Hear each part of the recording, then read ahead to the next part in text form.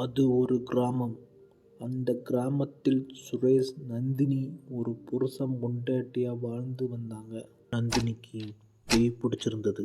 Night 1 மணி ஆனதும் பேயா மாறிடுவா. மாமா, எங்க இருக்கீங்க?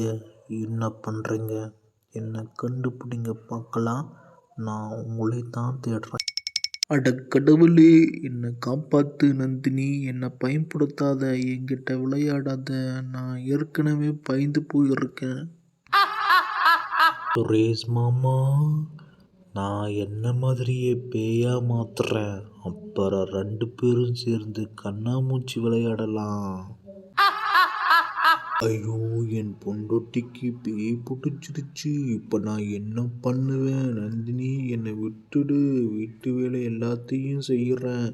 என்ன பேயா மட்டும் மாத்திராத. கடவுளே, என்னை காப்பாத்து. சுரேஷ் பயத்தில் கட்டளைக்கு ஒழிஞ்சுக்கிட்டான். அந்த பேய் சுரேஷை பார்க்கறதுக்கு ரூமுக்குள்ளே வந்துச்சு. அட கடவுளே, இப்போ நான் என்ன பண்ணுவேன்? அப்புறம் இந்த பேய் ரூமுக்குள்ளே சுரேஷை தேடிச்சு. சுரேஷ் பயத்தில் கட்டளைக்கில் இருந்து பார்த்துக்கிட்டு இருந்தான். கொஞ்ச நேரத்தில் பேய் காணாமல் போயிருச்சு. கட்டல் கீழ் இருந்த சுரேஷ் அதை பார்த்ததும் அதிர்ச்சியில் மயக்கமாயிட்டான்.